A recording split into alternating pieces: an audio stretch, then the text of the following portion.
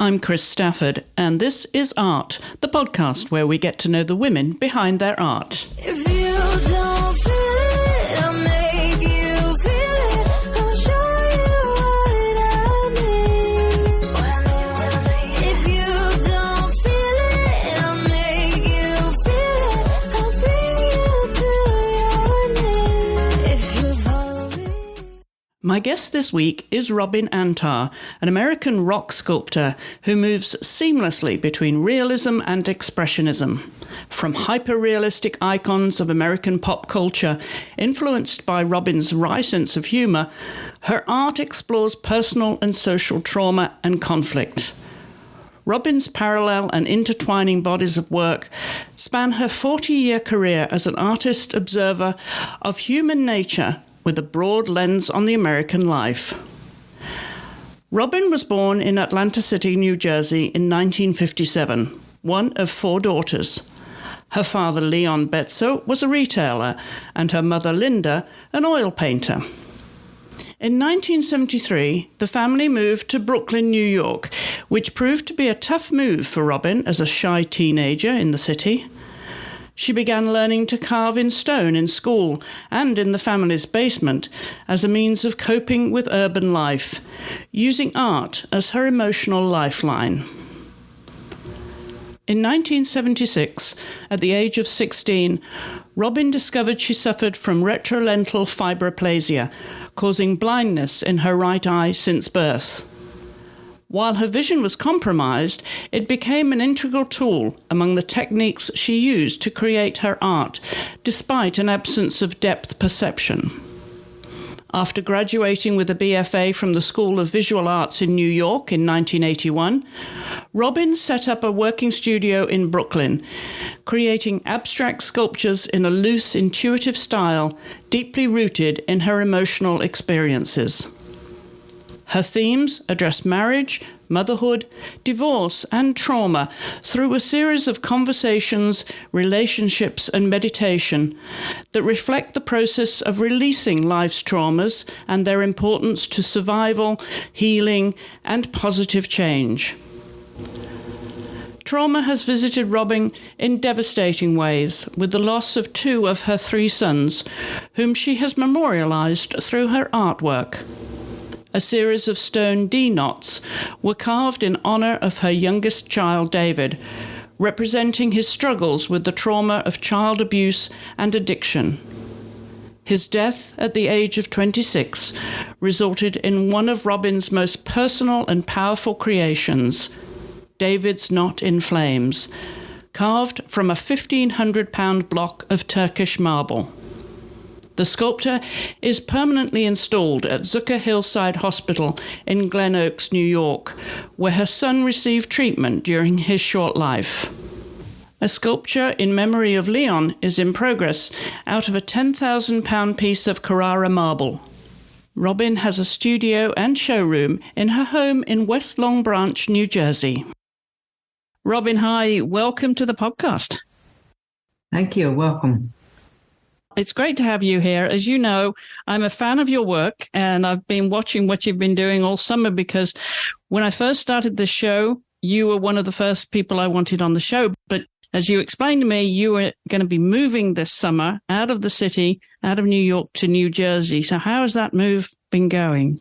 Well, I pretty much unpacked. Last night I unpacked. I made a showroom in the basement. There was a gym with a glass entrance and like prestigious. So I took that space and I made it a showroom for smaller sculptures. So it came out pretty good. And then I took the upstairs and I have about 60 sculptures on the first level. I can only imagine what that must have been like moving, Robin. An absolute nightmare for the movers, the weight of it all. Well, it was 6 truckloads. 2 trucks full of sculptures. I actually had to hire museum movers to move the finished sculptures. And did everything arrive safely? Everything arrived safely. Even I packed the small sculptures, and I'm proud of myself. Nothing was broken. And I guess I was trained good from my father. He was a packer. He had a retail store, and he was like one of the expert packers of the partners. And he taught me how to pack. So every time I pack a box to this day, I think of him. And nothing got broken. That has stood you in good stead. You say you never know when things like that are going to come in handy from your childhood. Yep. That's a lot of work you've got there, Robin. You have a very high productivity rate, judging by your social media and what you post. Yeah, I'm a workaholic. I mean, I slowed down for the past 3 months because my studio, I had to close it in June and pack it up.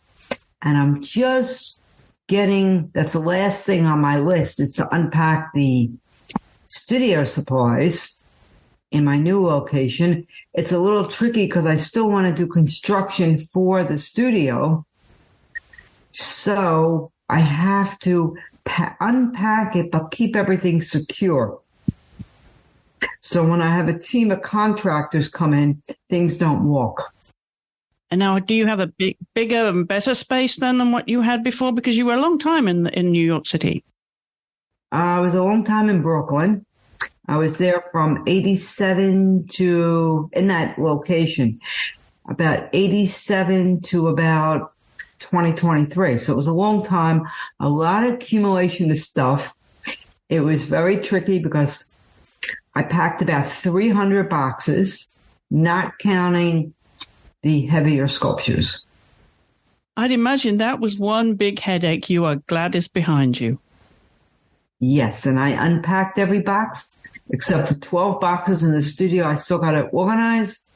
I ordered a new tool chest. Of course, I ordered royal blue and shocking yellow and shocking orange. And I got rid of the old tool chest because I figured I might as well have fun. So I'm in the process. I'm waiting for 2 more tool chests to come in, and we're going to unpack it all. I will pull out what I can use by hand. The rest of the stuff is going to be locked up, and I'm going to shrink wrap it. And this way, when I do construction, it doesn't walk. Because you accumulate tools for the past 50 years. You don't want them walking. And it's not a matter, besides they're expensive in money, it's a matter of, it's your tool. It's like your kid. Absolutely. That's what you craft with. And I'm wondering, because of the toxic nature of some of the stones that you work with, Robin, how you deal with the ventilation when you have to work indoors in the winter. Well, I just purchased a very expensive, and I hope it works, ventilation system. And I'm trying to find the proper contractor out there who's willing to do it. So far, I interviewed 4 contractors, and they're all looking at me like I'm crazy. So the search is on. The ventilation system is filterless. So the dust gets sucked into this filter, and the dust collects in a drum. And then you press a button, and the drum will vibrate with a very loud noise. You have to make sure you're wearing ear protection.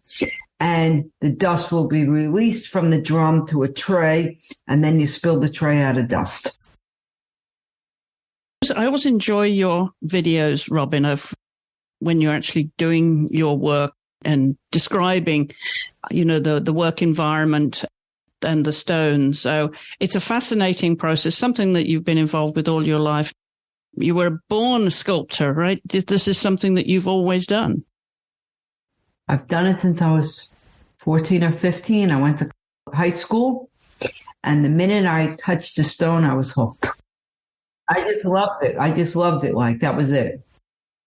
No background of working with stone then? No sort of influences there from your family? Where do you think that came from? Well, my father was very artistic in his own way. My mother took painting lessons. In fact, when I started in high school, she let me. I literally trashed the house, and I don't know if I would let my kids do it. I took the basement. Now, this is back in the day, in 1973, 74, before anybody knew about ventilation systems. And I would take a drill with a sanding disc, and sit there and sand Wonderstone, which is now I know is toxic. I don't carve it anymore, in her basement. And the dust would go flying. And I remember her telling me, Robin, the steps are white. And I would go out and I would try to clean up after myself. But she put up with a lot of my nonsense. Well, it's paid off now. I mean, she must be enormously proud. I know your father's passed away, but your mum's still with us, and she must be enormously proud of what you've created in your lifetime already. Yeah, she's excited. I tell her, like, I just sold something the other day, and I say, hey, Ma, Milk and Cookies took a walk and went sailing. I sold it, and she gets happy. That's wonderful. Tell me a little bit more about your childhood. What else were you interested in? You're born in Atlantic City in New Jersey, and so you haven't strayed too far from the East Coast there. I'm wondering what that early childhood environment was like for you. What were your influences and your passions when you were very young? Well, I always knew from a young age that I always loved craft. And I was always, and it's funny because when I was in 7th and 8th grade, I stunk in art. My teacher failed me. Art and music that I stunk at. And gym. Came home from school crying one day. I failed gym. So I asked the teacher, why did I fail? She goes, well, if you changed into your gym suit, maybe you wouldn't fail. But I wasn't good at that stuff. I was not good. But I loved art, and I always knew I wanted to do something creative. Academics was not my specialty. I had a hard time with academics. And I always gravitated towards the arts. In fact, when it came time to go to college, I interviewed for Pratt, Parsons, and School of Visual Arts. And believe it was either Pratt or Parsons, I don't remember which one, told me, all you have to do is sign your name on the SAT. We don't care if you get a 200, you're in. And I was so scared to do that, I just went to School of Visual Arts. So what kind of a child would you say you were then, Robin, when you look back? Were you introverted? Yeah, I was definitely an introvert. And the art, being an artist, saved my life. As an adult, with all the traumas you go through. But even as a kid, once I started in high school, I used to make these pendants with my initials and other people's initials. I used to cut out, I used to get sterling silver a 1/4 inch thick and cut it out with a little jeweler's saw. And once I started selling my things, because I wanted to be independent and go buy my own supplies. I mean, I remember my mother driving me to Long Island to go get stone in some crazy place. But I used to want to go to the art supply store and experiment and just buy paper and see what it's going to do. And that's how I came up with the idea to stain the stone, because I did it to paper. And then I said, oh, let me transfer it to stone. So through that experiment, you develop your own way. And I didn't want to ask my parents for money to do experimentation. So I would sell pendants, earrings, jewelry out of all my scraps of stone. And that gave me the confidence. And I broke out of my shell. Like I tell people I was shy when I was little. They don't believe me. But I was very shy. You moved to Brooklyn. So, I mean, that was a pretty tough upbringing for a child. What was school like, though? Did you find that tough as a child? Well, that's when I got into art when I moved, because when I moved from Atlantic City, or Margate was the town we lived in, to Brooklyn, the community was not very nice to me because I'm a newcomer. And I was like 15. It was 1973. And they weren't so nice to me. So I had choices. I had to do something to occupy my time. I could have went with the wrong crowd, or I could have found a hobby. And at that point, I found sculpture. And right away, I started doing sculpture and I started selling. When I was in high school, I was selling. Like I said, I was selling to buy supplies. Not enough to make an income and survive, but I was selling. Back in 73, I used to go to the art store and spend $200 on a pop, on paper, on all kinds of materials so I can experiment. And I did that with the money I sold from jewelry. So you were commercial very early on then. Well, when I was a little kid, I'll never forget, I was in first grade and my father had a retail store. And he said to me, I said, Dad, I want to go to work with you. I was always a worker. And he said, here's $5, stay home.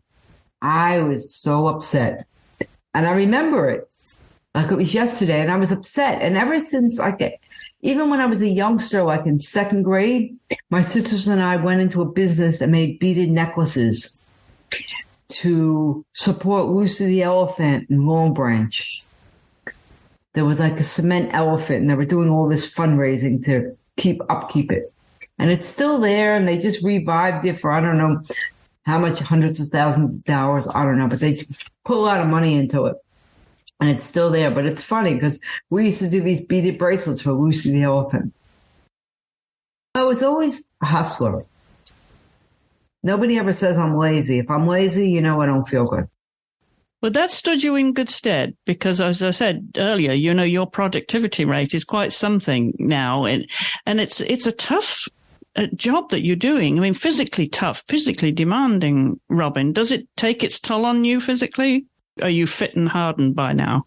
Well, certain things I can't do. I cannot lift over 40 pounds, doctor's orders. So if I need something lifted, it doesn't stop me from getting it lifted. I just pick up the phone and I call somebody. Hello, I need a stone moved from A to B. Come flip it. Come turn it. I used to have full-time help. Right now, I don't. Hopefully, when I get my studio set up, I want to put it in I-beam and I want to get some staff in here and, when I'm working on something big to flip it and turn it. What kind of size do you really prefer to work with? Is it the medium or the larger? Is it bigger the better? Where's your comfort zone? I like about a 200-300 pound block. What I'm going to do is I have a cutting room where you cut and grind in that room. So that room is where you take either your 5-inch, your 7-inch. I'm more comfortable with the 5-inch, so I'd rather use the 5-inch and be more aggressive. I use a 7-inch if I have a clean line to cut and I need to just to make a straight line, but I don't use it much. I prefer the 5-inch. The 9-inch I do not go near. I know people use it. I don't go near it. So what's a typical day then? Do you work all through the day or into the evening, or does it depend on the piece you're working on or a deadline even? Depends on a deadline. It depends if I'm in the selling mode or the work mode. I didn't start working yet in my new studio here because I'm still unpacking it. And hopefully in the next couple of weeks, that's going to happen after the holidays. You mentioned your dad has passed, but your mum, Linda, what did she used to do? She used to paint, and she was pretty good at it. And when I moved to Brooklyn, she encouraged me to go take painting lessons. And I took up painting lessons. She dropped it. And I always tried to get her back into it over the years, but she never picked it up again. What kind of painting did she do? She did oil painting. Landscapes or still life? Landscapes and still lifes. So there is that artistic streak in your blood then? Yeah. My mother was artistic. She still is artistic. She doesn't do it. And my father was definitely creative because he used to work on he had this retail store on the boardwalk in Atlantic City. So if he had a statue, like a jade statue, and it crumbled in 20 pieces, he was able to glue it together. And that takes skill. Your work seems to come from the inside out. So I'm wondering, when you look at the piece, do you let it tell you what it's going to become? Well, I have two types of work. I have the realism, which I'm more known for. And then the realism is demanding, where you have to be centered. You have to be very centered when you do the realism. The expression work, I don't like to call it abstract, even though it's not recognizable images. I like to call it expression pieces because they come from the gut. When I carved David's Knot in Flames, I did that 9 months after losing my youngest child. And I don't remember carving it. I don't know how I did it. I literally attacked the stone. And at one point, I attacked the stone where I had to make a hole.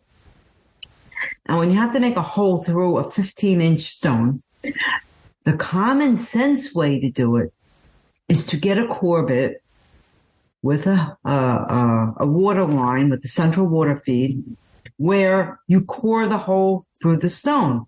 But you also get a spotter to hold a straight edge to guide you whether you should go up or down so the hole lands up in the right spot. I wasn't doing any of that. I was in such a rage. I remember doing that stone. I just attacked the stone with a 5-inch diamond blade. And I didn't even do it from the right side. I didn't do it from the bottom up, which my hole would have probably been in the spot that I wanted it. I did it from the back and I was going down. And I was angry. Okay, I just lost a child. I was like beside myself. There was no discipline in my carving. I just attacked that stone like a maniac. And the hole came out 8 inches too low. And then the symposium was over and I was going to finish it the following year and I left it. I couldn't figure out what I was going to do. Like I sort of figured out, I knew I wanted a flame, but I couldn't figure out the stylistic conclusion of the flame. So I left it. The minute I left it, I got home, I printed out a picture of it. I figured out what I was going to do and I knew what I was going to do. And the negative space of that piece turned out to be an arrow. And it was really interesting because I was not planning it. So basically, the knot was supposed to be a knot going into a flame, but instead it was a knot that broke open, split into a flame. And the reason I picked the knot, because that child had an extremely hard life. In fact, I wrote a book on his life. And the sculpture is called David's Knot in Flames. David was severely sexually molested at age 2.5. No parent should ever go through it. And that's why a lot of my sculptures from the 90s are extremely passionate with movement because of all the trauma going through during that ordeal. And I did write the book. I'm looking for a publisher. It's not an easy read. It tells all the details of what the child told me when he was expressing himself at 2 years and 10 months old. I took a detailed diary of everything he said. And that's how I survive. And I get to step outside of the trauma. Like you're walking in a line dealing with these things, and then you visualize that you could step out and you could survive the trauma. And my art has saved my life. Because if I didn't do David's Knot in Flames, I don't think I'd be sitting here doing this interview. And there's a lot of other stuff that happened that I'm not getting into with this interview, but the point is art is a savior. Just the fact of me moving from Atlantic City to Brooklyn, not having any friends, my best friend was my chisel and my stone in my studio. And I was cool with it. I was, and in fact, today I say, thank you, people, because I didn't waste my time socializing and going to parties. I built a career.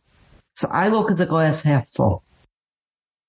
That's a very moving story, Robin. I know you weren't expecting that. May I ask what the flame represents? The flame represents going into heaven. What David, my son, did, may he rest in peace. He was a victim of severe child molestation. And at age 13, he went into drugs because he started to self-medicate. He was on psychiatric medicine from 2.5. or 4, whatever it was. I think it was 4 or 5. But he started self-medicating because of the trauma when he was a teenager. You know, when kids become teenagers, they usually go to the right or the left, and you got to try to keep them in the middle. And I've done tons of interventions, 32 pages long of interventions, because I knew this child was high risk. So the knot represents his hard life because he struggled. The flame represents internal flame to heaven. And also what he did is he created this corporation called Cry Out. And what he did was he saved hundreds of lives, but he couldn't help himself. He'd pick up people from the Bowery in California and drive them to rehab. And I still get phone calls from people saying that they saved his life, that they saved their life. Like a parent says, yeah, I know your son helped my son. And even the kid he helped would tell me thank you. So he saved a lot of people's lives. But what happened was when he saved these people's lives, he was too close to the drugs and he went back. Like the day before he passed, he drove his friend 4 hours up the mountain to rehab. And he was just 26. He was 26. He had a heart of gold. What he would do, if I'm walking in the street and I would see like somebody homeless, he'd say, Ma, stop, go buy him a pizza. Don't give him money, buy him a pizza. And lots of times I'll see somebody homeless, I'll buy something, and I tell the guy, I said, this is a memory of my son, and I'll give him to him or something, a sandwich or whatever. Because that's what he would have done. And it made him feel good. He loved to help. It sounds as if he made a wonderful contribution even during his short life.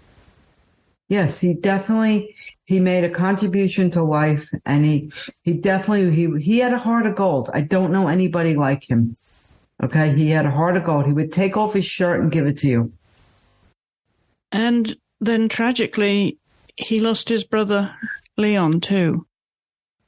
Right, Leon passed away. David passed away in 2013. Leon passed away. It's coming on 2 years in 2021. Leon was a totally different kind of child. One was an extrovert, one was an introvert. Leon passed away of a heart attack, and he was very creative. He used to be in the interior decorator business, and I have a corner of my house that's dedicated to all his sculptures. He did stone carving a year before he passed away. I took him with me to my retreat, and he did a phenomenal piece in 10 days. Like nobody could believe he never picked up a tool before. He'd obviously been watching you, though.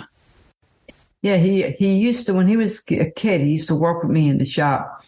And he used to want me to do all his dirty work, like, Ma, cut the stone for me. Ma, polish it. I said, Leon, I don't work for you. Cut your own stone. And did you hope that he maybe would have taken that up more seriously and followed it as a career like you? Yes. So in fact, he had a corporation called the Happy People Company. And he used to make these wire sculptures of all these happy people. And I said, Leon, let's make like 40 of them. I'll help you. And we'll go outside the Met and we'll sell them. Or I'll get you a spot in Jacob Javits Center and Art Expo. But he sold a lot when he was in high school, but he never wanted to take it to the next level. And I still have a lot of his pieces. I treasure them because they're very cute. And he designed people's houses. He was a perfectionist. And in fact, he designed a table that he never got to create. And the person who was making this table for him is taking his design and making it into a base for his sculpture that he did up in the mountains. He was very creative, and he was a perfectionist. Well, you can be very proud of that. and to have those pieces of work still of his. Yeah, I treasure them. I do want to ask you about Eddie because your other son is still with us. Tell us about him. Eddie's still with us, God bless him. He just got married, and they're the Brady Bunch, and it's the cutest thing. So you have a lot of fun with small people now. Yeah, I got 6 grandkids from 2 to 6. I love it. Any of them making their way into your studio yet? Well, my granddaughter, the other 4 that just came into the family, didn't get in my studio yet because I was in the middle of moving. But his first daughter, my son's first daughter, which is the namesake of me, I had her in my studio and she was sculpting stone and she wants to do a whale. And then it was really funny. We had this column of honeycomb calcite, which is like a bright yellow. Oh, I love that. Yes. And I said, okay, Ron, what do you want to do with this? And she goes, I said, how about we cut one end and cut the other end? I said, okay, but instead of cutting the end straight, let's cut it at an angle. So she goes, okay. So I go in the other room and I cut it because it's dangerous to cut with the 5-inch blade and I don't want her around. So I cut one end and I cut the other end at an angle and I stand it up at the table. And I didn't see this because I'm just not a girly girl. She goes, Grandma, it looks like lipstick. I said, OMG, you're so clever. So she polished it up. And here it is. She's maybe 9 at the time, 8 or 9. She polished a piece of honeycomb calcite from 36 grit to 400. Oh, my goodness. And to get this thing to shine, you got to go from 400 to 12,000. So I went up going from 400 to 12,000. She went from 36 to 400. And I thought that was phenomenal for an 8-year-old because honeycomb calcite's not alabaster. It's soft, but it's not soft like alabaster. So it's tricky. And she was polishing it. And then I mounted it for her on a piece of granite, and it looks very cool. In fact, I made another one. And I said, because I said, oh, this is cool. But she was pretty clever. And then she wants to do a whale next. So we have to work on her whale. Well, you have an apprentice there then.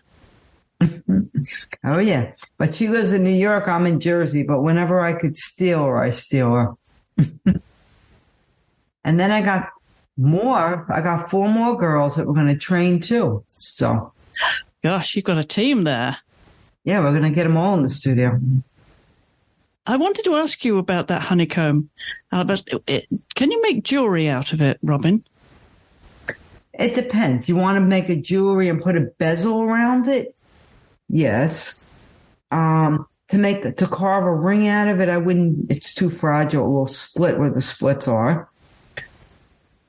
But as a necklace? If it's a chunky piece, you could get away with it, but you have to watch where the veins are.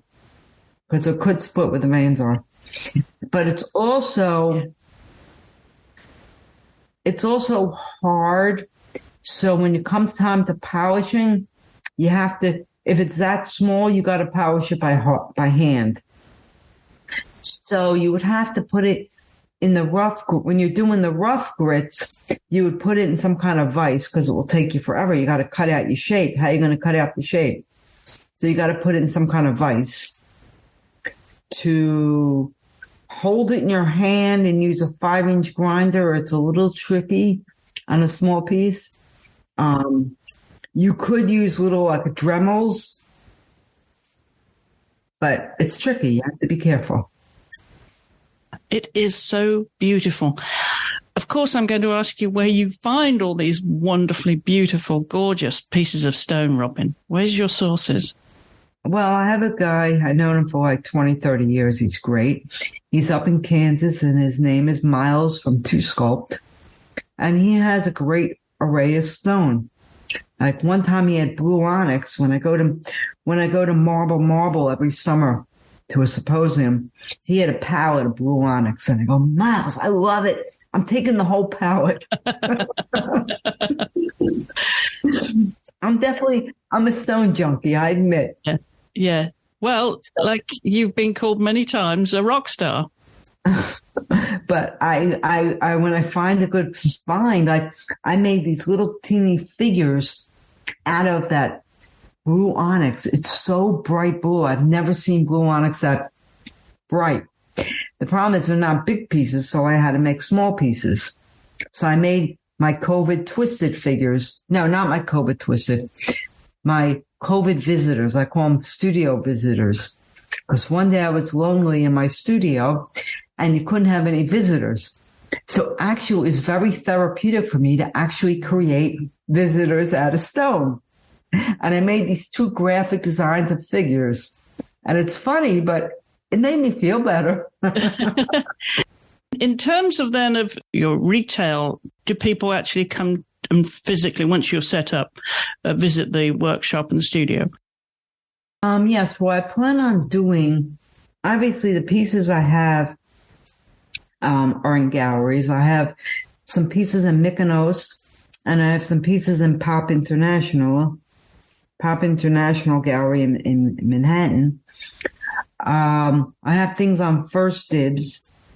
And what I do is, and I sell out of my house, but what I do is I am completely translucent with my prices. And the only way I could do this and put my head on the pillow and go to sleep at night is all my prices are the same throughout all platforms. And I get people who come in my house and want to buy a piece. I sell it to them. And what I'm going to do in my new location, you're not really allowed to have like a business out of your house. But what I could do is do fundraisers. So instead of giving 50% to a gallery, what I'm going to do is create an opening, pick a percentage, and give the percentage to a fundraiser. And my first fundraiser is going to be Hatzalah. And what Hatzalah is, it's Jewish ambulance. And God forbid of an emergency, you call them up and they're in your house in 5 minutes. And they're absolutely phenomenal. I've called them several times for my parents. And I even had to call them once for myself. So that's number 1 on my charity. And that's what I plan on doing. That's why I'm setting up like a showroom. I'm taking my new house. I'm basically making it a showroom. Fabulous. Well, I do plan to come and visit your showroom one day, Robin. You're more than welcome. I want to go back a little bit back to your teenage years, because the artist you've become has been quite the journey, given that you discovered as a teenager that you had no vision in your right eye due to retrolental fibroplasia. That made you see the world very differently. But how did you discover that you had been blind since birth in that one eye? Well, it's weird. It's weird. I went to this doctor. You know, my mother was always taking me to an eye doctor. So now I moved from Brooklyn to from Jersey to Brooklyn. And I go to this doctor and he looks at me and he says, you're 99 9/10 blind in your right eye. And I look at him, I go, what? Like nobody, throughout elementary school, nobody ever covered my good eye to do a vision test. And so basically when I was told that, I freaked. And I started doing all these visual pieces, what it's like. And then a few years after that, I had a detached retina in my blind eye. Even though I saw color out of the eye, I saw very little shape or forms. Like if a male or female is standing in front of me, I can't make out whether it's a male or female. You would see color, and color with contrast. So when I had the detached retina and all of a sudden that eye became black, I felt the unbalance, and I called these series Unbalanced Vision. And I decided to look from the inside out In other words, what's it like to look from inside me, what it's like to see out with one eye? And what would become visible at first is your nose and your glasses. So I did tons of paintings and drawings, and then I converted the technique into stone. And I did about 5 sculptures in that series. And then I'd said, okay, Rom, move on, next. But I expressed what it's like, and I call those a visual series. And that's all you've ever known? Somebody once asked me if I could teach an art class of what it's like to be visually impaired sculpting. And I said, no, because I don't know what it's like to see out of both eyes. I've never done it, never had it. I was born this way. So I can't teach you how to compensate. Obviously, I'm compensating, but I don't know how I'm doing it. I'm just doing it. Like, nobody told me ways to compensate. Whatever I'm doing, I just made up on my own, and you want to say wing it, but I winged it. Well, you're still winging it pretty darn good, Robin, I have to say. In terms of the two, the expressionism and the realism in your work, which do you find the most satisfying, or does that depend on the piece? Or does it indeed depend on your frame of mind and the emotions at the time? Well, if I have something I want to say, to me, to do an expression piece, I do it in my sleep. Okay. What happens is you just have the tool in your hand, and the tool becomes a part of your body. Like, I did a video once, and it was so true. The chisel is an extension of your fingers, and you just get in that groove, and you don't even realize what you're doing. And then all of a sudden you woke up and you go, OMG, that's it? Like, what did I do? Like, when I do an expression piece, I don't have a preconceived idea, except for the minuscule sketch, or like I decided I didn't want to do any more knots. After David's Knot in Flames, I said, I'm not doing any more knots, enough knots. And then I did balancing acts, because I decided that all the stress in life, you have to balance it. Well, I broke my rule because I'm doing another knot for Leon, but I can't help it.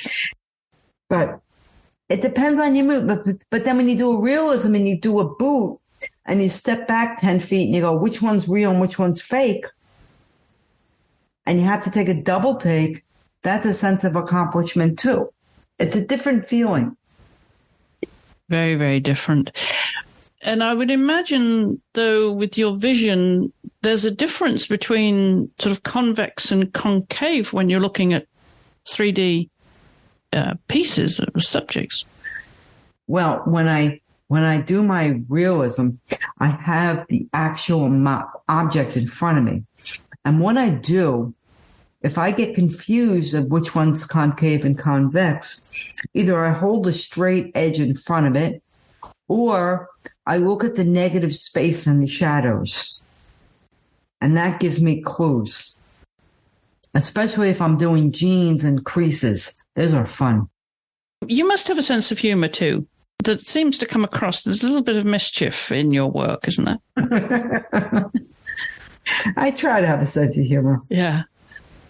And with those realism pieces, clearly you must have so much fun. And are there any now that you know, you've said everything is for sale, but are there any that you really want to put, behind the curtain so nobody can see, and that are real keepers? Well, the only thing that I say is not for sale is this painting I did. I believe it was in the early 80s. While I discovered that I was blind in one eye, I think I was still in my apartment. So I must have been before 87. And basically it was nose and glasses and seeing infinity. And through the glasses, you see crystal sharp. And up in infinity, you see blurry, because if you're not wearing glasses, you can't see. And to me, that piece is a very personal piece. And that's like the only thing I think in my inventory that I say is not for sale. Everything else, I put my price on it. I photograph it really good. I have a record, and then I just let it go. Isn't that hard, though, emotionally, to let some of these pieces go that are really a part of you?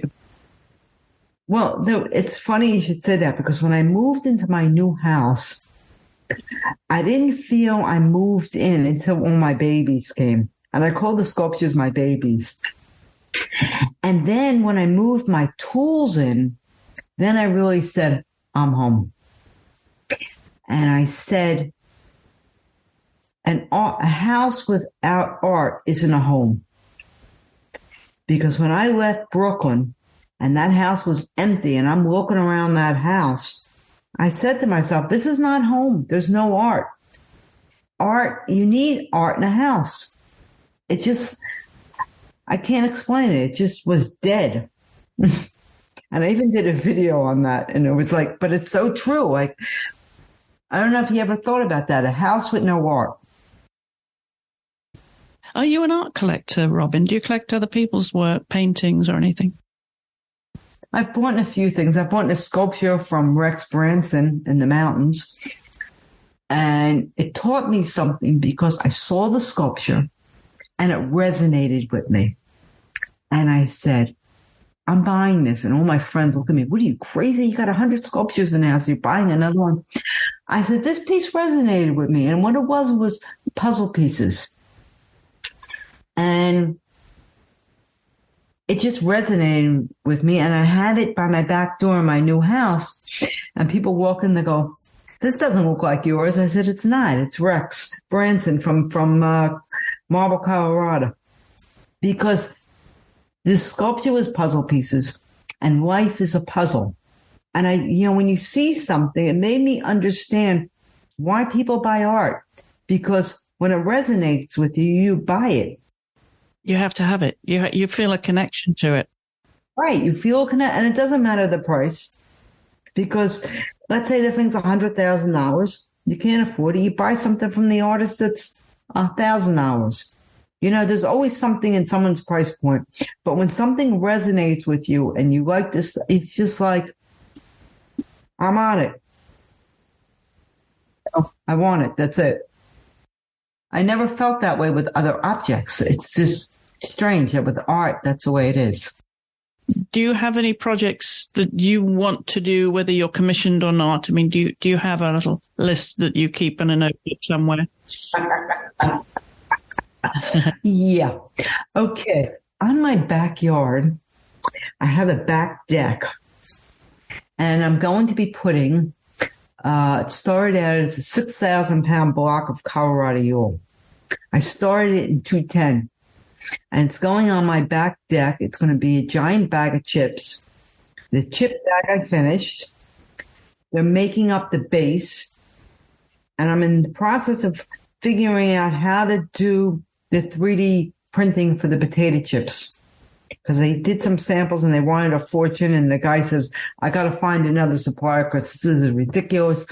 You need 20, 30 chips and it's going to be like crazy expensive. So that's that project. Then I did the U.S. Constitution in a knot. I have a series called What is America Now? America is crazy. Everybody's fighting. I did boxing gloves. I did boxing gloves. I did a Trump hat. And the bag of M&Ms started because that was my idea when Twin Towers happened. I said, what is America? America's comfort food. And I did a bag of M&Ms.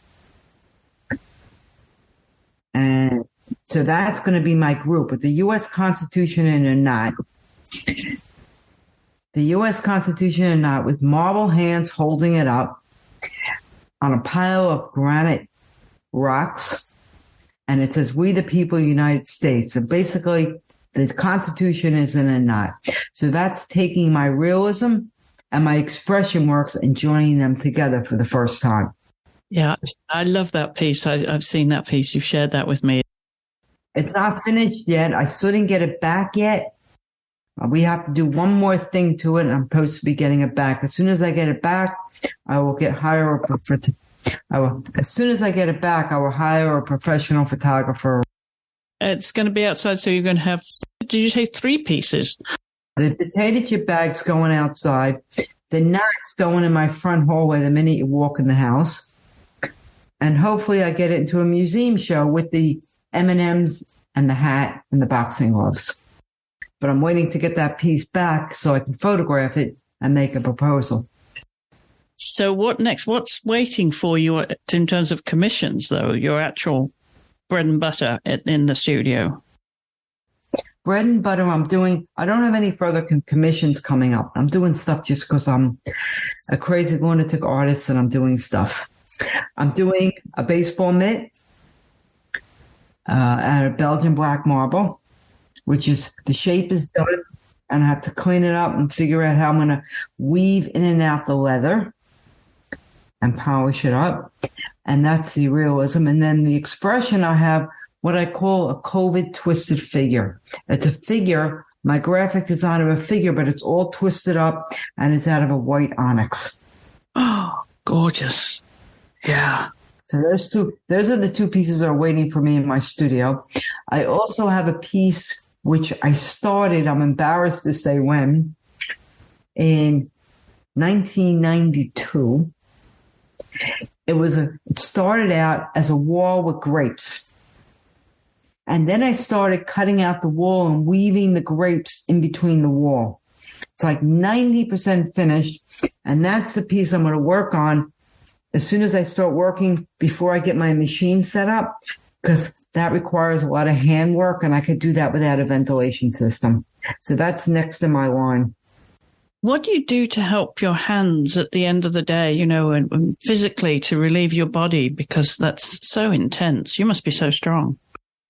I'm not so strong because, like I said, I don't lift more than 40 pounds because of my eyes. But what I do is, whenever I pick up a tool that vibrates, I put gloves with a wrist support. And then back in 1980, I thought I was going to have to sell my tools and quit the trade in 87, I believe it was, 87, 89. 89, like 2 years after I got my studio in my new house. My wrist started killing me. And then I discovered these gloves. And as long as you wear these gloves, you can control carpal tunnel. And that's helped me. It's so much fun. I could talk to you about your stonework all day because I absolutely love the work that you're doing. So long may it continue, Robin. And I look forward to coming and seeing your studio one day. Thank you so much for being my guest. Thank you. It's my pleasure. And I'm honored to be your guest. And you'll find a link to Robin's website, robinantar.com, in the show notes accompanying this episode, with also links to her social media, as well as our social media. At Instagram, we're at the AART Podcast, that's with 2 A's. We would love you to follow us along there and leave any comments, questions, or suggestions for guests that you may have. And you can also find us on Facebook at Hollowell Studios. If you have a moment, as always, you'll know I'll remind you to please leave us a review, a 5-star rating on iTunes, because that makes a big difference to our rankings and helps others find the show, because it makes us more visible. My thanks again to my guest this week, Robin Antar, and to you for listening. I'll be back next week with another episode, so I do hope you'll join me then.